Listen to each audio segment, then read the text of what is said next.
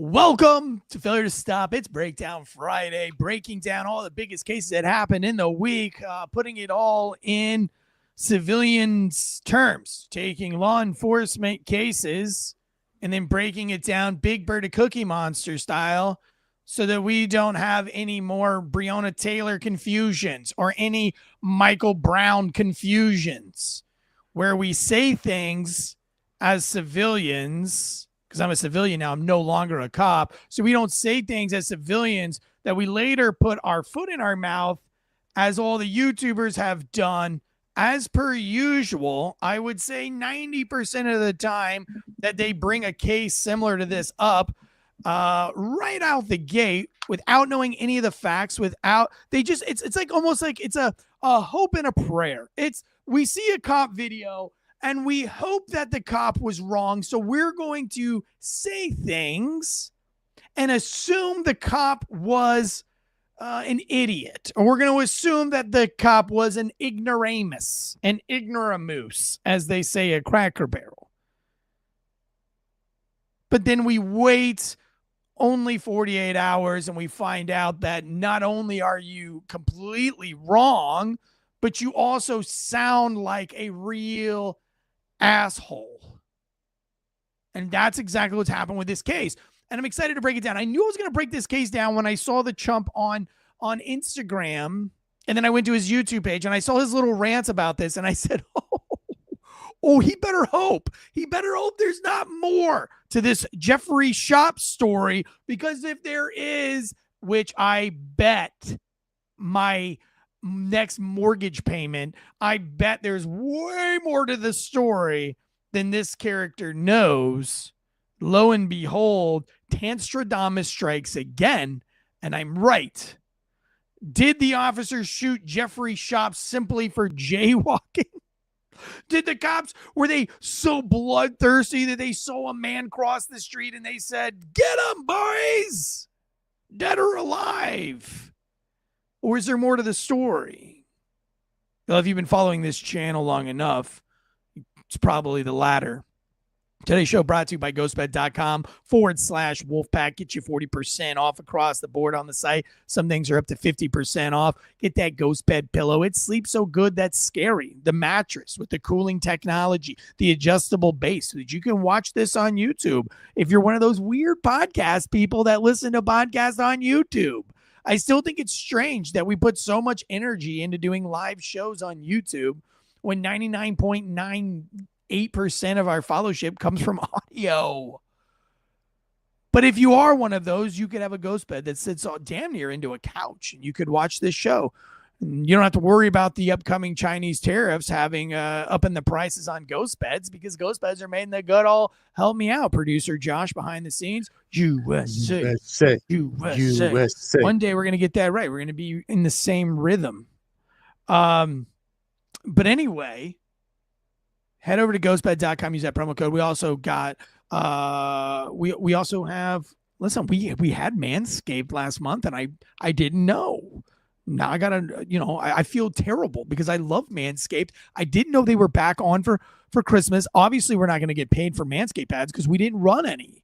We've ran Manscaped ads for years in Christmas. I don't know how I missed it, but I'm just going to give them freebies anyway because I love them. I love Ghostbed. I love Manscaped. You could probably still use that promo code Wolfpack, save 20%. But we also have Shield Box and we have factormeals.com/Wolfpack50. Start 2025 off right with a good, healthy diet. Head over to factormeals.com. Use the promo code Wolfpack50. These are chef-prepared, fresh, never frozen, delivered right to your door. You want to go calorie conscious and lose weight? Do it. They've got a meal plan for you. You want to go protein heavy and get Papa Swolio like Big Daddy Tansey over here? Go ahead. Do it.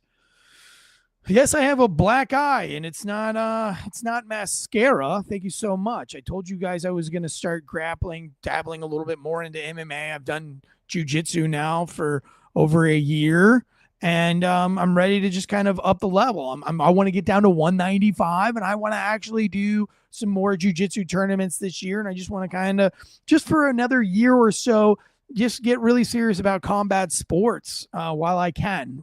I'm in my 40s, so time is waning. But yes, my eyes bruise easy because I'm such an old geezer. But today's case, Jeffery Schopp out of San Antonio, Texas. I'm going to bring on Dead Leg. Come on, Dead Leg. I want you to help me break it down. Ex-police officer out of the great state of Hawaii and Ohio. Bunch of people in the chat today. Abby Ellsworth on being a police officer. What a great podcast. Folk around and find out. Naishkin. Abby, if you'll message me one more time your address. I've mailed out a few books. I'd like to mail you one. I've got to go back. Ross Patterson's gonna get one from Drinking Bros. They've requested one, and Abby, I'd like to send you one. And also, some guy from Naked and Afraid wants to read the pre-editor's edition. So anyway, I am heading back to I'm headed back to the post office today. I actually sent one out to Sweden to Nijkin, and Nijkin, since he's in the chats, brother, you've been a long-time listener of this show for about 4 years now. You send my kids Christmas gifts from across the pond, you send them a little shrimp on the bobby every year, some Swedish fish, which I think is cute. And so I had 60 copies of the editor's edition, which is supposed to basically go to editors and or bigger influencers. But we have 60 of those books. And so I want to send some to, folks like Abby Ellsworth, who herself is a journalist and a writer as well. So, but Nijkin, I sent you one now. Unfortunately, when you send something to Sweden, I waited in the worst line ever at the post office, Josh. I waited in this line. And then when I got to the end of the line and I went to mail things out, they said, well, this is going to Sweden. You have to have a customs form. Oh, thank you. They handed me the customs form, but I couldn't fill it out there. I had to go fill it out away from the counter and then get back in line. And I was there for an hour. Then I get back up there and she goes, now the person, this guy here, I don't want to say his real name. He's going to have to pay $10 because in Sweden, there's a land delivery fee of $10. So Nijkin, if you send me your Venmo, I will Venmo you the $10 that you have to pay to receive my book. I don't know if is that a Swedish thing? I don't know. Or did I get scammed? I don't know. But anyway, it's coming your way, brother. Josh, how are you doing? We have a snowstorm coming this afternoon here. It's going to get a little bit dicey here in North Carolina, but nothing that's going on in Southern California. How are things going in Denver, Michigan, or Denver, Mexico, wherever? Denver, Colorado, Sunshine State. I think we're supposed to get some snow this weekend, but man, yeah, we don't have. I'm waiting for all the fire because we'll get all of the smoke before anybody else because all the way the winds and all that stuff work. But the winds will go to work themselves out into the ocean and then back around. Yeah, it's rough out there. But I mean, who could have seen the writing on the wall when you defund your fire department and then you turn off all your fire department's assets and then you send your reserve assets to another country? Who could have seen this happening? Yeah, I don't know. And I love the lefties that are defending Gavin Newsom to the end on this one, as if there's not so much audio and video of people on podcasts begging this man to use force management, but to save the climate, we're going to let the underbrush get out of control so that we can have lots of fires. Absolutely insanity. He's been called out for on several, to include, but not limited to, the Joe Rogan podcast, Tim Pool's podcast, Don Bongino's podcast. Even Breaking Points has brought up the land management issues, New York Post. But anyway, that's for Fox News. If you want our political news and our takes on news, which we do a great job of, John just released a very spicy episode on Fox News for you, but we also do sports on there and political news, a little bit of society and culture news. Head over to FAWKES, subscribe to that channel, and subscribe to the podcast, leave a 5-star rating and review. And if you like what we're doing here on Failure to Stop, in preparation for Pig Latin, a seriously funny true story, which is going to be the biggest book of 2025. This is the #1 fall release in its category from Simon Schuster, from Atria Books. It's going in every Target and Costco around the country. This is a funny book. It is a sad book. It is just an exciting book, and it's going to do a lot for this podcast. I mean, it's crazy that this book, is for you guys. It's for the wolf pack, and you know who you are that has been following this. And you know that when you message me, if I've seen the message, because it doesn't go to those hidden boxes or like those weird spam boxes, I always am finding, box, because, some of you guys are hitting me up on TikTok, not so many, thank God, because I never check TikTok. Instagram and some of the other places, Facebook Messenger. So when I see them, though, I always respond, and I'm always extremely, extremely thankful for you guys and all of the support in getting this book out and just putting this book in the mail to the people this week. I literally got teary-eyed in the post office because I've been waiting for this moment for 4 or 5 years now. You guys know that. You guys have been around since I went to release this book specifically to you. And that's when I got picked up by Nick Palmisano. And he said, dude, this is one of the funniest things I've ever read. You've got to let me help you. And he got me in, for a first time author to get in with Simon Schuster on the book deal I got is unheard of. It's just, it doesn't happen. And I've doubted myself this whole process. I've said yeah, we're here, but they're also saying I can't talk about it. Or we're here, but they also haven't sent me the money yet. Or we're here, but the editor backed out because the book is too in the gray area with its comedy and the kind of the contents of the book. So I've always had this fear in the back of my mind, the book's never going to happen. But being able to mail the book out and Simon Schuster, Atria Books, saying like, okay, your final edits are due tonight, and that was 2 nights ago. It was Tuesday night, and I turned those in, and they were like, okay, this is it. The books are going into print now. So as of this week, the books are in print, and so it's happening, man. And that is Josh. Josh, right? You guys know, right? Cheers. This is a big deal. Sorry for some of you first-time listeners where you're like, who is this guy? What is he talking about? This is a big deal. And the book is extremely funny. And it's just it's a funny, true story, but it's basically I took my cop career and just talked about mostly the funny parts in story form. And I make fun of myself a lot. I make fun of the job a lot. So whether you're a cop or not a cop, the reason why they jumped, Simon Schuster and everybody jumped on the book is because it's apolitical and it doesn't, it's not pro-police. It's not anti-police. Abby, she says it's a great book, but Abby, you should read it now that it's completely done. And I've gone through it with the actual senior editors. What they've done with what you already read is you blow your mind. I mean, we spent 40 hours in 1 week mainly on the phone and on Skype, going through every chapter and every sentence to make every chapter and every sentence great. And so they would be like, this is a good paragraph. Let's make it a great paragraph. And the way they did that, it's like they don't change the story. They didn't need to exaggerate the story. They just, maybe they would take out some descriptors. Like, we don't need this many descriptors, or, let's put in a different descriptor. Let's use a different word here. Let's give it rhythm and flow. And, let's Quentin Tarantino this, let's give them something at the beginning. Let's take this paragraph and put it at the beginning and then put the end of it. So they did a really good job. And now I know, I always wondered, once an editor gets a hold of these books, is it really your book anymore, or is it somebody else? And no, I mean, that's not how it works at all. And they said that what was fun about my book being different from other people's books was that the story it's a story. It's not like a biography. It's not like here's a story about me. Like, this is me.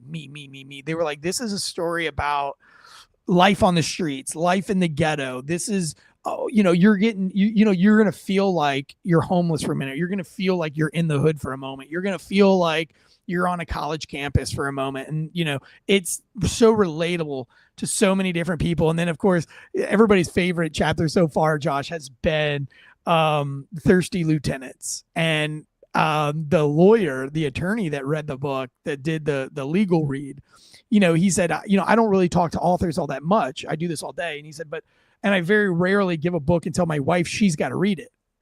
But I asked my wife to read your book. And he said, when I love the whole thing, but when I got to the book about thirsty lieutenants, it was so relatable to my own profession and just the cutthroatness and how real that is. He's like, it literally gave me anxiety and it made me hate every single one of those people.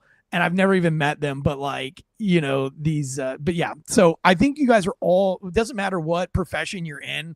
I think you're going to enjoy the book and it's just going to entertain you. And, it's perfect that this book is perfect for that guy who has to get on a flight and you just want to get on the plane. And you don't want to think about the plane crashing.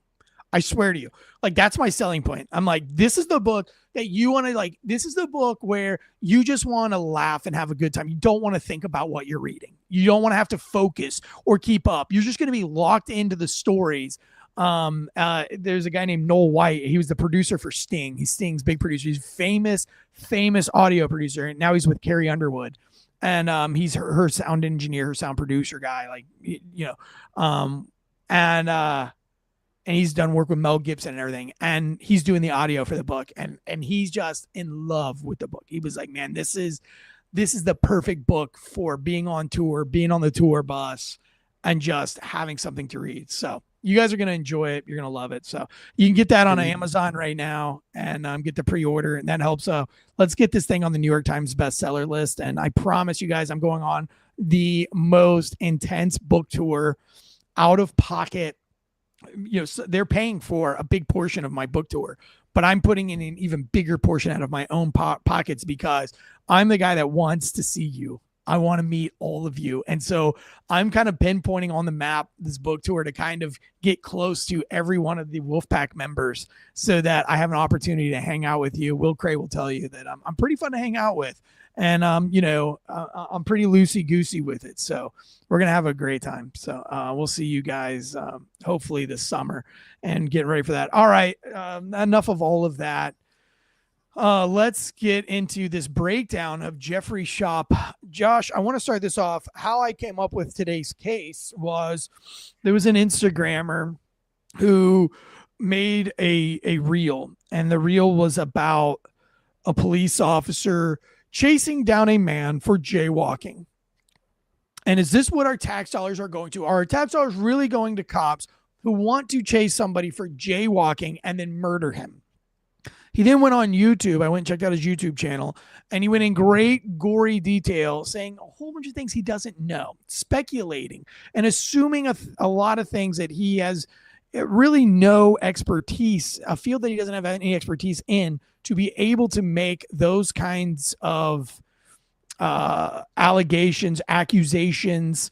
When we do things here on Fox News, I'm always transparent of you don't know what you don't know. And so if you don't know, then let's not speculate unless we're speculating based on another professional. So if we're going to talk about the California fire, I've spent a lot of time talking to actual firefighters, learning about the reservoir, learning about how they pull water from certain places, how long it takes to refill the reservoir, why it's important to have one full in the beginning, what states do it, what states don't do it. Is it oversight on the behalf of the firefighters or on behalf of the government? Who gets to decide how full these reservoirs are? Who gets to make the decisions on where they pull water from, etc. So that when Monday comes and I present you guys the news of what's going on, one, I'm not adding misinformation or disinformation, but two, I'm not setting you up to make comments on other people's social medias or make videos of your own and you be completely wrong on my behalf because you're trying to regurgitate. That's what our goal with Fox News is, that you can take what we say on Fox News and then you can spread that as fact because you can trust that we weren't trying to be first. We don't want an oops, we were wrong. It's probably going to happen. We don't want that to happen, but we want to be those guys that that if Eric said it, he has a receipt and he shows me where to get that receipt so that when I have an argument with somebody, they can't just go, that's fake news, right? We do a good job of that, Josh. I think that's why Fox News is doing so good. That's why FAWKES News is crushing right now on audio numbers, because people trust what we have to say.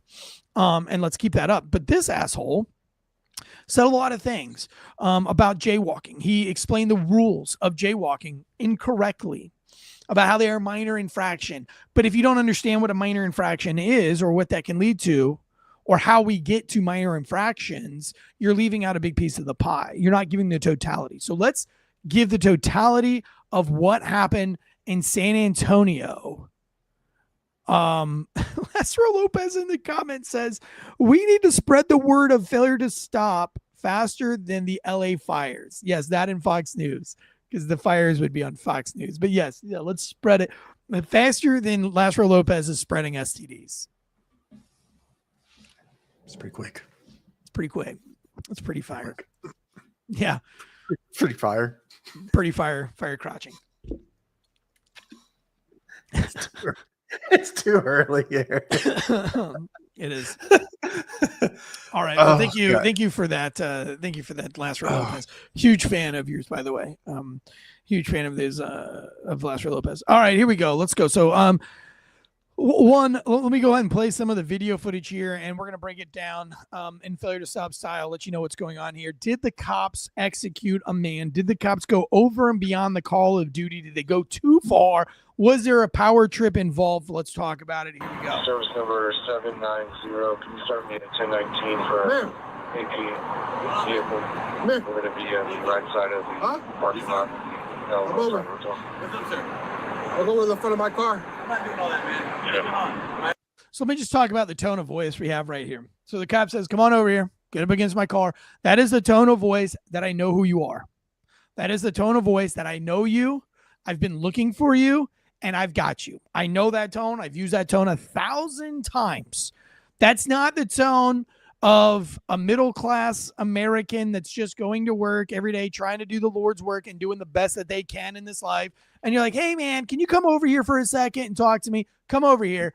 Let's talk about this jaywalking thing. Now, I've done that. Let me give you an example of why jaywalking tees cops off. Have you ever sat in traffic and have somebody bebop through the intersection and you're like having to hit your own brakes because this guy just wants to fucking do whatever he wants to do? Fuck the world. Fuck everybody but me. Fuck everybody but me. I think that was an old Tech 9 song. And you're like, God damn it. Why is this guy being such an asshole crossing the street like such a dickhead? Or maybe you're in downtown, you're an Uber driver, and you have that drunk bitch that doesn't look both ways. She walks out on the road and everybody's like, whoa, shit. And it fucks up all of the traffic because she's too drunk and her friends are too stupid to fucking reel her in. So the cops, what we do is when we see it happening, society is actually looking at you to do something about it. I was driving down Newbern with my family and there was like 6 fucking crackhead zombies milling around in the streets. There was a cop sitting across the street and I'm like, you're not going to do anything about this. Like if you come out and yell at one of these guys, everybody else will fuck off. You know why? Because 1, they're all prostituting, and 2, they all have crack on them and they don't want the smoke. But if you're not giving them the smoke, they'll fuck around. Like my kids know they're not allowed in Nijken's candy basket. Nijken sends from Sweden so much chocolate and candy that we literally have a picnic basket, an old picnic basket, like a wood-lapped picnic basket that's full of Nijken candy. We actually call it the Nijken candy box. And my kids know that they're not allowed in the Nijken candy box without permission first. Sometimes we pull the Nijken box down and it sits on the counter because we're wrangling the rest of the kids in, or we're about to have a Nijken candy box moment where we say, now that the house is clean and you guys have done your blessing hour, go and pick out a piece of Nijken. Now, but when the basket comes down, they hover around it. They get around that box. And if I don't say anything and I just allow them to mill, out of the 5 of them, 1 of them will then open the box.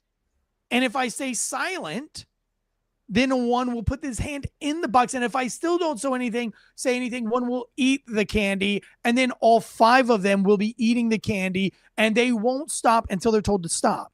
So when the first one gets into the kitchen and mills around the Nijken candy box, I say, hey, leave the box alone. We're not doing that yet.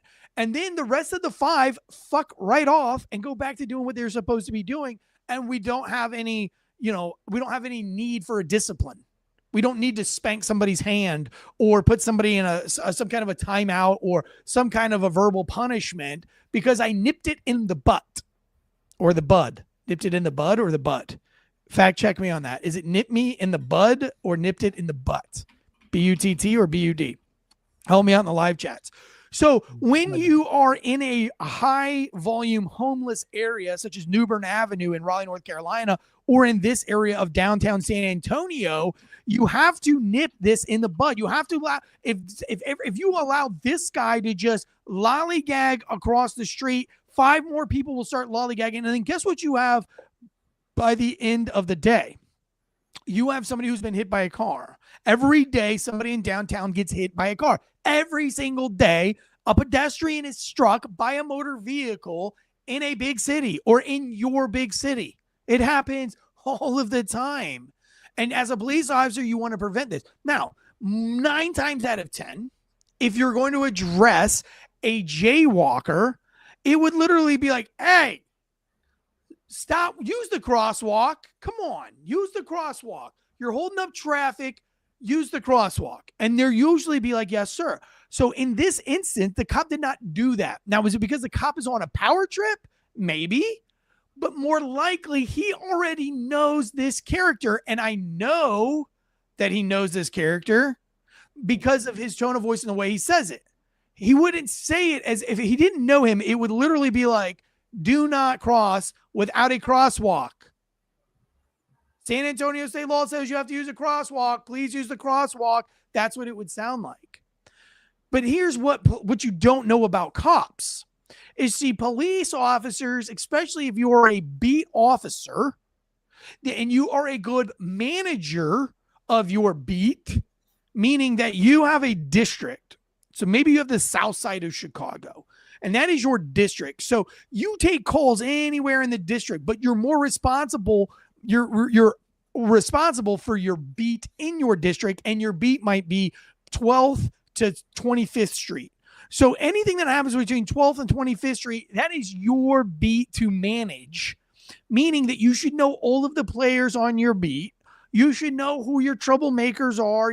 So when crimes happen, a detective calls, there's a murder on 13th Street, and he calls and he says, hey, Eric, we had a murder on 13th Street. We think the suspect is a white male with a tattoo in the center of his forehead. Are you familiar with a person like that? Yeah, I have 3 homeless white guys that all have tattoos on their face.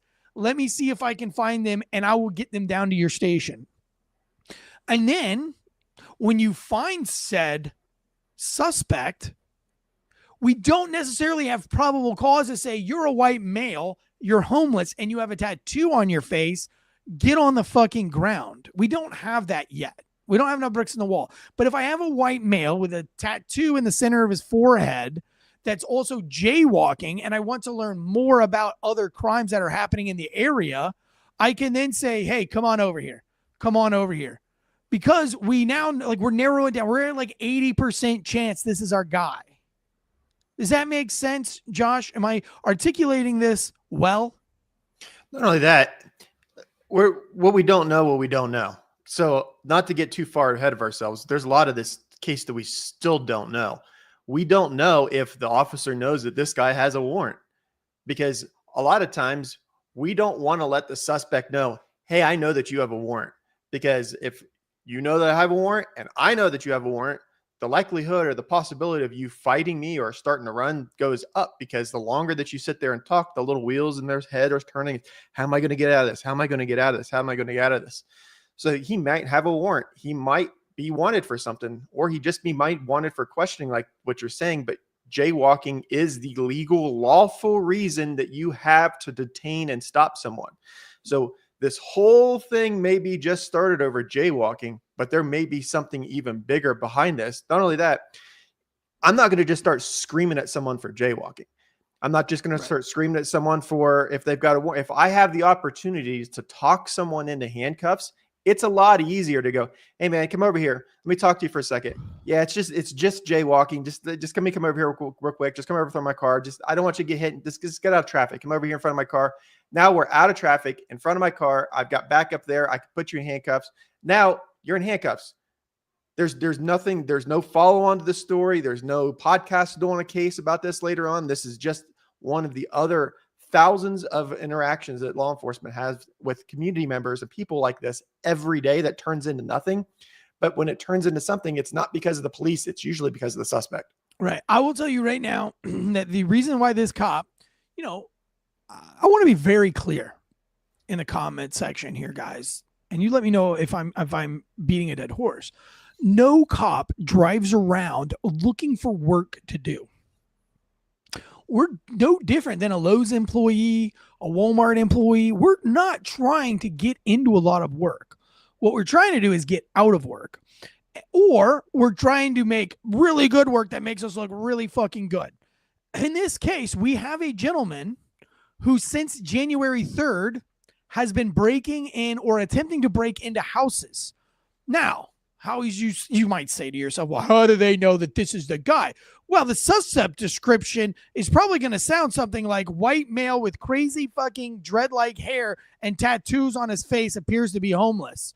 And then the detectives are going to call everybody in that area and say, be on the lookout for a white male with crazy hair and tattoos on his face. Somebody that looks like this. You think if you managed a beat of 5 or 6 streets, you wouldn't remember a fucking guy like this? Have you ever played the game Go Fish when you were a kid? You know, there's certain things that you always remember where the other shark was. Why? Because sharks are cool. And when you flip over a shark, you're like, damn, I know where the last shark was.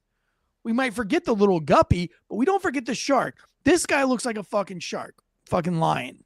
You're not going to forget this. So this cop already knows that there's a good chance that this guy is the suspect from this particular case. I'm going to read this from CBS Austin, Thursday, January. This is another case from 2022. Jeez. San Antonio, a man has been arrested and charged with theft after he was caught on camera stealing doorbell camera. Jeffery Schopp, 30, was arrested after police say he was seen taking a Ring doorbell camera on January 3rd. Police investigated reports of a theft and were given video for the victim, as well as some of the neighbors of the victim, which appear to show Schopp walking through an alley and physically removing the camera from the victim's property. So, I'm sorry. I misread that. I'll be very honest with you. I misread that. I thought that was January 3rd of this year. It's not. But it doesn't change. It doesn't change the fact that this guy is already known to police officers. Homeless, on your beat, tattoos all over your face, wild hair, don't care, and he's got a gun. These cops, more likely than not, have had complaints, and we're going to get all this information soon. And this is why I can't, we've already got some bombshell news out of this that completely discredits the bozo on Instagram and YouTube. But we're going to get even more information that I'm pretty sure is going to also make him look like an idiot, as in why this cop had this guy come over across the road for jaywalking. Again, remember, it has nothing to do with the jaywalking. What? We're crossing the street without a crosswalk. Go walk over there. Sir. Look, man, I ain't looking for an apology. Sir, come over here right now before I put you in handcuffs. Sir, please listen to me. I ain't listening to shit. Come over here. Sir, I apologize, all right? Come over here right now. I had to get to the hospital. Get over here right now. Look at my arm, man. I swear to you. Stop. I'm sorry. Dude, I ain't looking for an apology. I'm sorry. I fucking do know, but I'm sorry, man. Take off. Sorry. Lopez, he's running. So right here, we already have a whole bunch of indicators that this guy's up to nefarious activity. So one, I'm sure the cop already knows he's up to nefarious activities. He uses something as simple as jaywalking to confirm that or to learn more, right? To do some research. Like, hey, this guy's acting suspicious. He's doing something suspicious. I need to talk to him. Did he just kill somebody? Did he just steal something from a bank? What did this guy do? Why is he acting that way? Something, the cop didn't just drive around and say, look at this piece of shit. Let me fuck with them. That doesn't happen because that gets boring. You know, after being a cop for a week, the last thing you want to do is fuck with anybody, especially when you get blasted in the face, get your fucking legs broken, which happened to me. All these things happen to me, breaking your arm. Like, you don't want to have confrontations. You just want to go home so that you can go to your softball game. You can go to your rugby practice. You can go do jujitsu. You can go hang out with your kids. You can go bang your old lady. You know, whatever. Last thing you're thinking about is wanting to fuck with some dirty, stinky, smelly, white trash, homeless dude in San Antonio. That's the way we think, like it or not. That's how we think. So this cop already had there was something that drew his attention, that he already suspected something. And if he was wrong, the man would have just came up and said, like, hey, I'm sorry. And he'd be like, all right, cool. He's like, do you have anything? Let me pat you down. He would have patted him down. He would have had nothing. He would have just been a part of his day. But the cop knew that there was something more, and the cop was right. He was 100% correct in his intuition, into his spidey senses.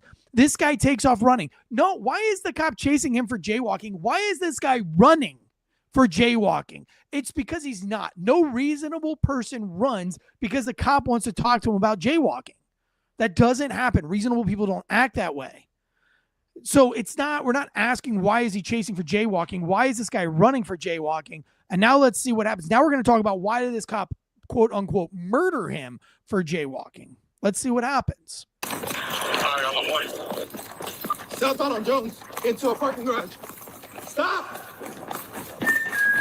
Motherfucker, get your out of here, fucking. So here we go. And I talk a lot about this in my book too. People ask, why do I swear so much? Or why do we swear so much as police officers? Why does that happen? I write about this in my book in funny detail. Adrenaline is a strange mistress. It's a very cruel mistress. Adrenaline can get you killed. Adrenaline can save your life. Adrenaline, again, is a cruel mistress, and you don't know whose side she's on. Some people have different ways of dealing with adrenaline. That is when adrenaline courses through your body faster than your body can get it out. Sometimes it comes out in literally shit. Some people shit themselves. They shit their pants. I've seen it. I talk about it in the book. I give a very great story of somebody shitting themselves because of an adrenaline dump, as we call it. Some people vomit. You ever seen Any Given Sunday, where the Jamie Foxx gets into the huddle and everything's and he throws up and everyone's like, oh, gross. Or if you remember the movie with Keanu Reeves, where he's the quarterback and he throws up, they use it in I think the whole 9 yards, or the last 9 yards, or whatever that movie was with I know what you're talking about, when they're in prison. Happy Gilmore, yeah. And Burt Reynolds. Anyway, so they pull that from movies because that's a real thing.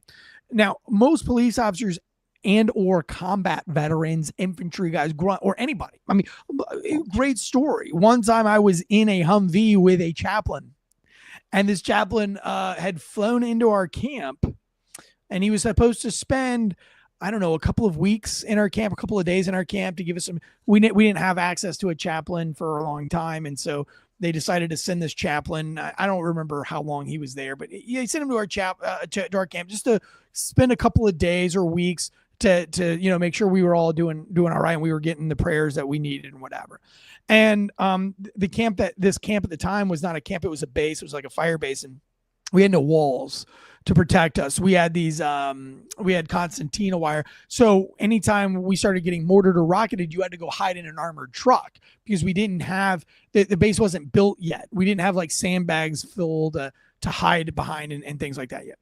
And he got in the Humvee, and it was a small rock. It ended up not even being a mortar attack. It was like some donkey stepped on a landmine out behind the camp, and it blew the donkey up. Old Russian landmine or something. But either way, we all rushed and get into the trucks and, get up on the guns in the trucks and start scanning sectors. And he was down the truck going, shit. Oh, fuck. Do we know where those fucking rockets are coming from? And then at the end of all of it, he was deeply apologetic about how he swore and cussed. He says, I don't know where that came from. That's not me. And we all laughed. We said, dude, that's just fucking adrenaline, baby. We're all doing that. We're all verbal diarrhea.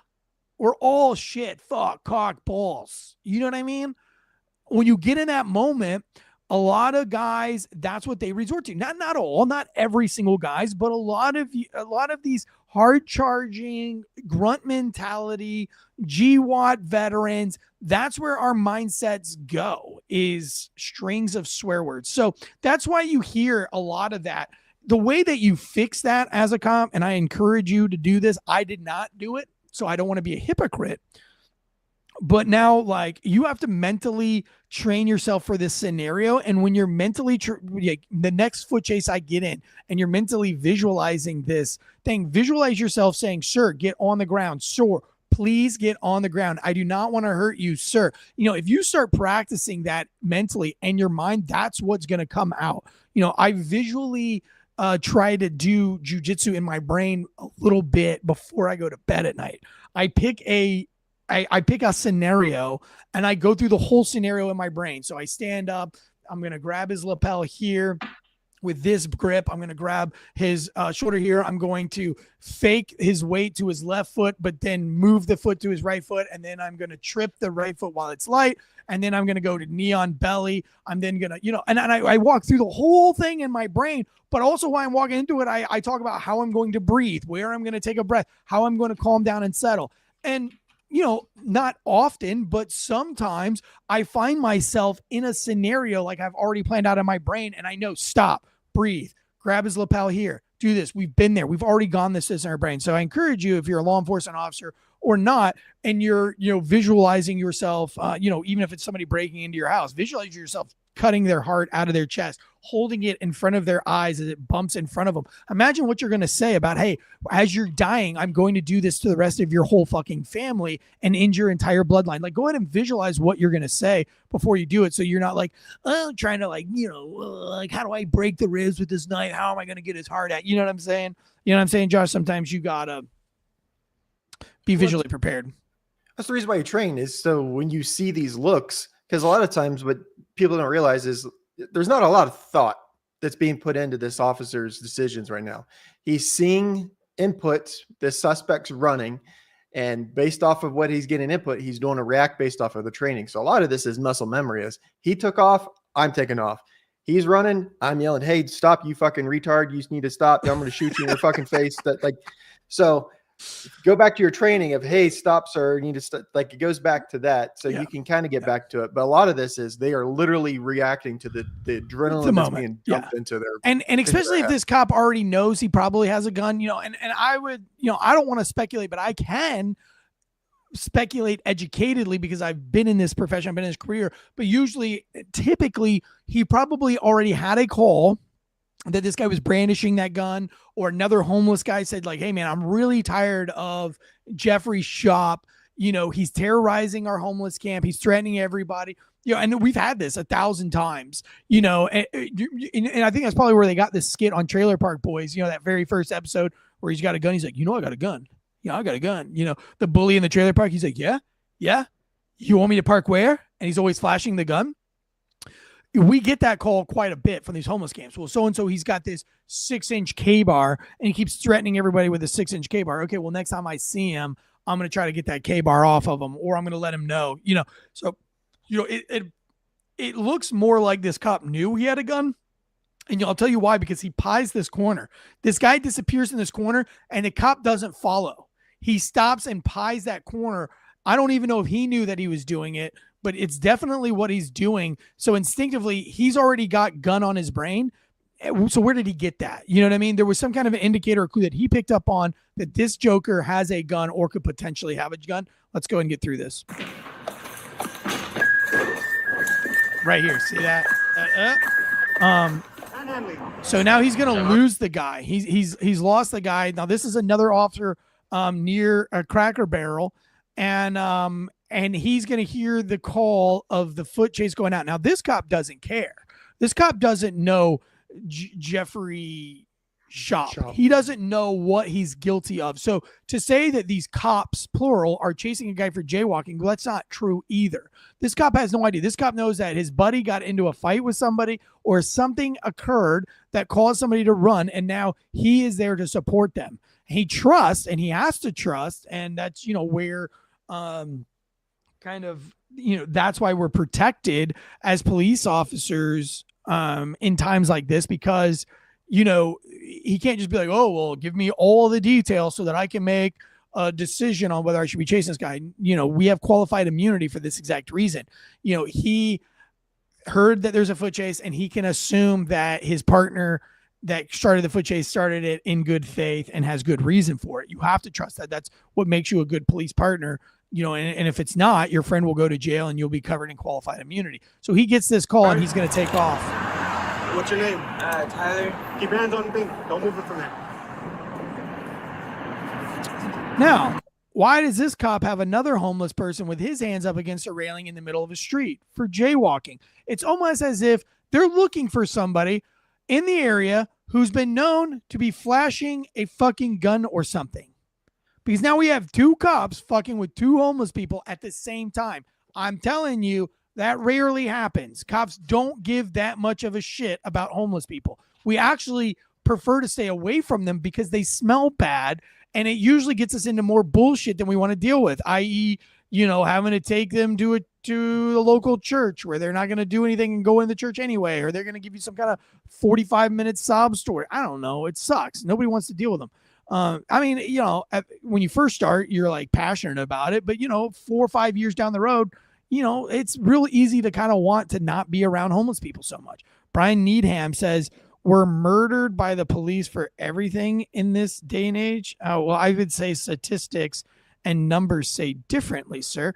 Also, this guy wasn't murdered by the police. Spoiler alert, homeboy. He was murdered by himself with a self-inflicted gun wound to the head, which we're going to see here shortly again, which is why the YouTuber looks like a complete idiot, talking all these things that he didn't really know about. And we wait 2 or 3 days, which is why everybody that talked about Michael Brown and the hands up, don't shoot, they're all looking like idiots. And everybody who said that Breonna Taylor was shot asleep in her bed and she was some kind of innocent EMT, whatever, you all look like fools, especially when a grand jury of her peers cleared the police officer in less than 2 hours because the facts of the case are overwhelming that Breonna Taylor was, in fact, a piece of shit. And Breonna Taylor was responsible for what happened that night, along with the man that she was cheating on her boyfriend with and everything else. So again, stop putting your foot in your mouth. Look at the totality of the case. Look at it objectively like an adult, and just not with blind hate of a cop. Just because you don't like the cops or because you had a bad experience with the cops doesn't mean that every single one of these videos is a cop doing something bad. You hope that, but if you're going to keep saying things, you're going to keep looking stupid. This cop is 100% justified in everything that he did. And this case is going to come out accordingly. There's no jury that is going to convict this cop. I can say that with confidence, even in 2025. Let's keep watching. All right, I'm on my way.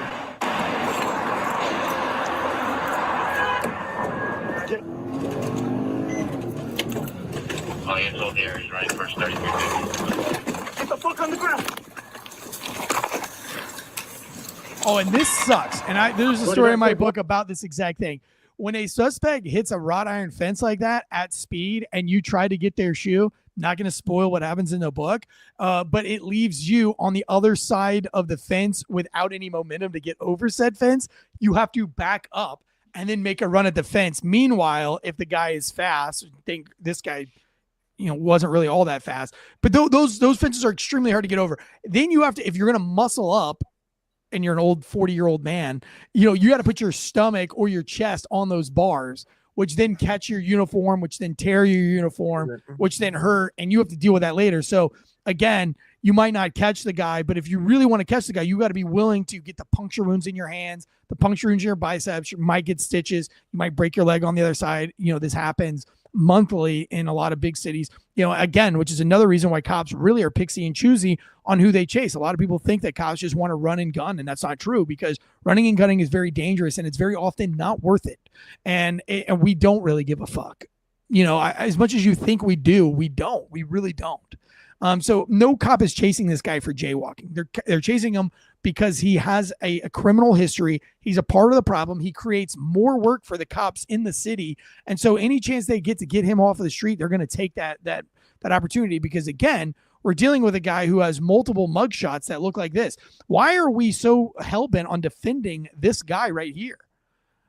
I mean, it's unfortunate of what got him to this point, yes, but that shouldn't be society's burden to pay for him breaking into houses. We don't get to just let him freebie hang around the proverbial candy basket only to steal the candy without having earned that candy or paid for it. So let's keep going. We're almost done here. He has a purple sweater, khaki pants on. He just... Right there, stop. He's coming towards you. Get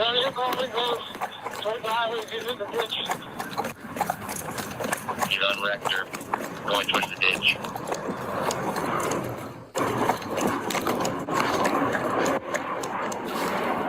I'm gonna fuck you up. You're gonna get tased, bro. So he says, I'm going to fuck you up. I mean, you're going to get tased, bro. So again, definitely not the kind of language you want to be using, especially in today's era of body cam footage. But again, it goes back to this cop knows why he's chasing this guy. He knows that this guy is dangerous, and he knows that he's dealt with this guy multiple times in the past. He has crimes going all the way back to 2013. He is a problem for this cop, and it is personal. This is a guy who's caused a lot of problems for this cop and is causing a lot of problems currently for this cop. And so, yes, your adrenaline is often going to get the best of you. And those of you who have never dealt with adrenaline, or even, been faced with facing evil or facing somebody bad, or somebody that is mentally ill and can absolutely fucking kill you or hurt you on the flip of a dime, you don't really have much to say on what a cop says behind his microphone. What he says and his actions are two different things. So the cop realizes, I shouldn't have said that, and he should not have said that. I'm gonna fuck you up. You're gonna get tased, bro. I mean, you're gonna get tased, bro. bro. I'm gonna fucking tase you. Get the fuck on the ground. But now the man points his gun at the cop, and the cop's like, fuck, he's got a gun. And he just pointed it at me. So another cop sees the gun, takes shots. Now they're all shooting at the guy who is running with a gun in his hand. So they know this guy. They know this guy is dangerous. We don't want active shooters running around our city. This guy could have dropped the gun at any moment. He chose not to. And then coming across the bridge, the man is going to take his own life.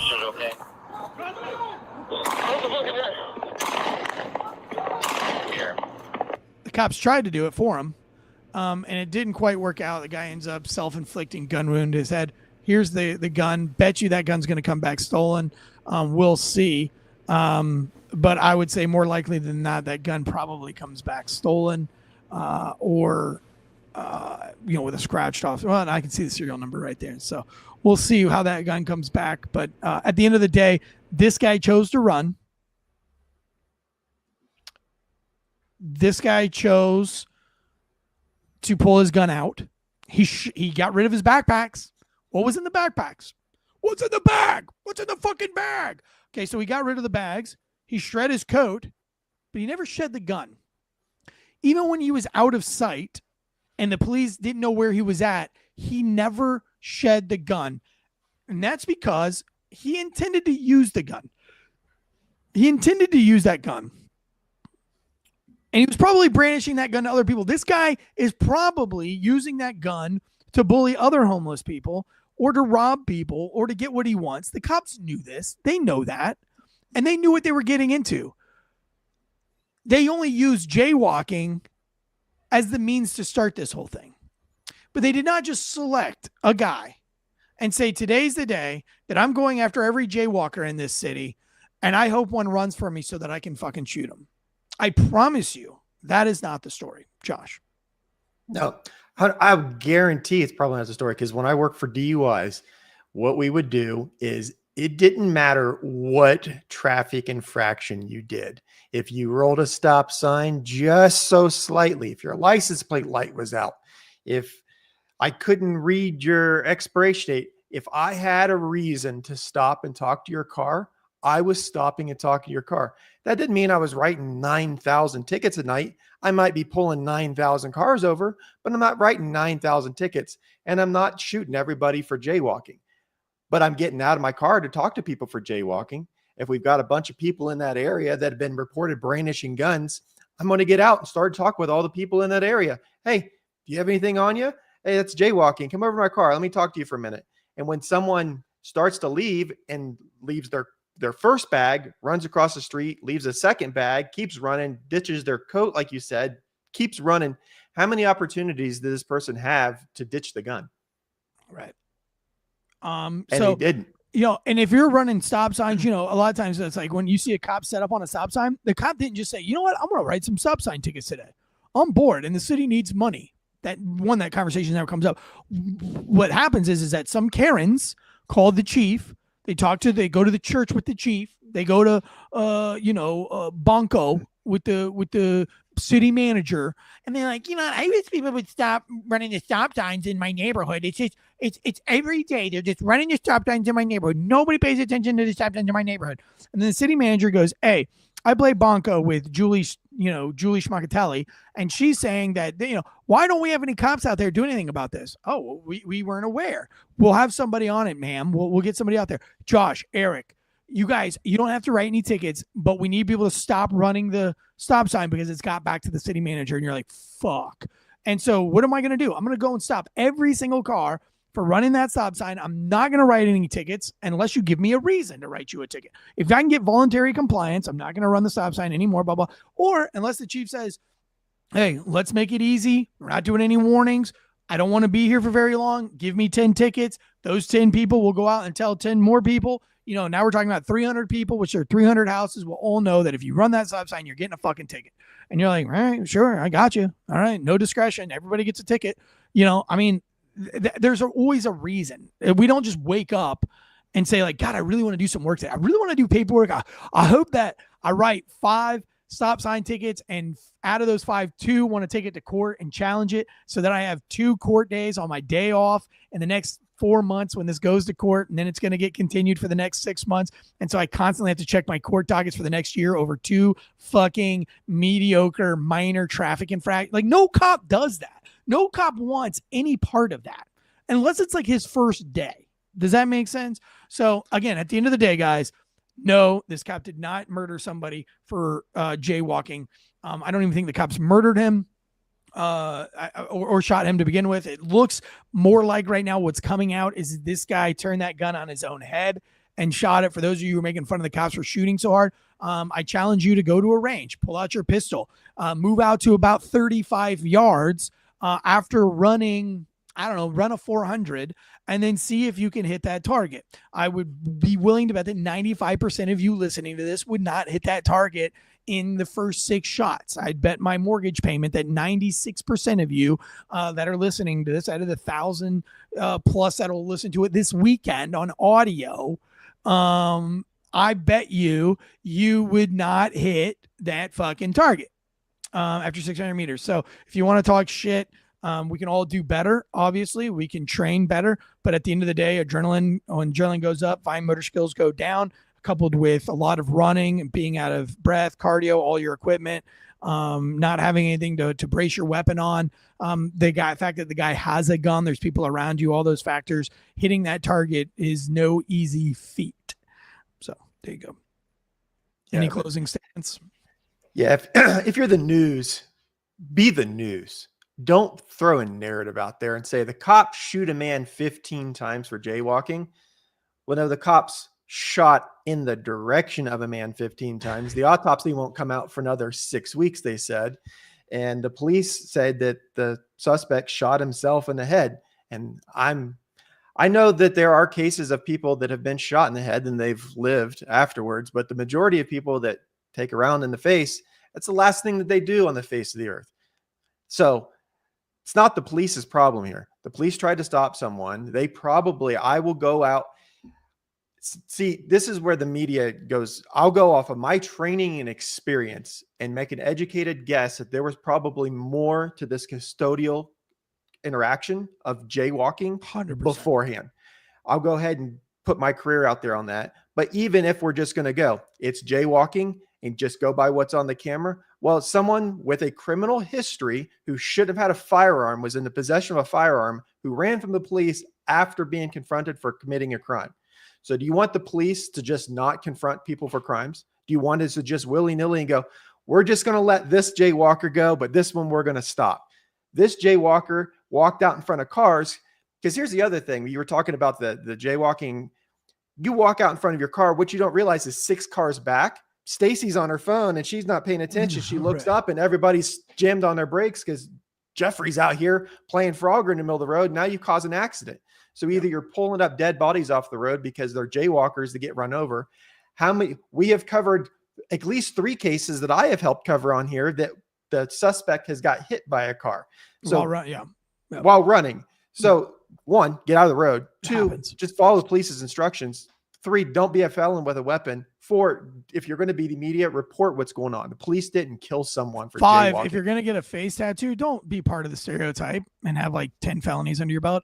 So, all right, last question. I have to go. I have a hard time. My kids have a meeting in downtown Raleigh in an hour, and it's about an hour away, and it's snowing. So, Nigel says, I'm sure there are cops that love just writing tickets all day. What's the phenomenon with small city cops stopping highway drivers going through their small town?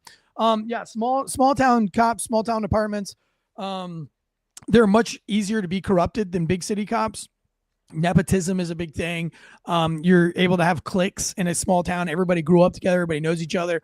It makes integrity really difficult. When I grew up with Josh and I trust Josh to not tell me, you don't really get that in big city cops because you don't know where everybody's kind of loyalties are. You don't even really know where everybody is politically on your squad. So it's really hard to form, everybody went to college and everybody's in policing for a different reason. So it's really hard to get in cahoots with people in a big city cop group to be corrupt or to gang up on people. Not saying that it doesn't happen. It's just very difficult. Small town cops, yeah, they do that. Now, a lot of small town cops also have big drug problems, meth problems, and those drugs come in from out of town. So you're only stopping out of town plates because those are the only, it's not the in-town county plate that's making all the meth. It's the meth is coming in from somewhere else. So, for example, most of the meth and heroin that came into the city of Raleigh came in through Henderson, North Carolina. So if I ran a plate and it came back to Henderson, North Carolina, all I could think about was fuck up so I can pull you over and let me see. Now, if I pull you over and it's just, Joe Schmuckatelli, suit and tie, and he's got, hey man, where are you headed to? What you doing in Raleigh today? Oh, I'm taking my kid to the Marbles Museum. Oh, fair enough. You get your license and registration. And it's over. Like, I'm done. I don't care anymore. Like, that's a great excuse. If I'm like, what you doing in Raleigh? And he'd be like, why do you care? And I'm like, just curious. I don't have to tell you why I'm in Raleigh. Okay, well, I ask like 30 people a day what they're doing, and they always tell me. So you're the one guy that's not. I wonder why. Now I wonder why, and then I'm going to start asking more questions. I'd be like, you don't have any drugs in this car. And you look down at your sitting compartment and you'd be like, I don't do drugs. Look at me. Look at my suit and tie. Look what I'm wearing. Does it look like I do drugs? Bada bang, bada boom. You've got drugs, because that's what every fucking guy that has drugs says. Like, it could have been a simple no, I don't have any drugs. But anyway, that's how you find the drugs coming into your city. But yeah, I listen. There are plenty of stories where small town cops literally, that's how they're paying their salary. That's how they're getting their bonuses. I don't agree with it. I don't like it. And it happens, but you just have to be careful for it. So it is a phenomenon.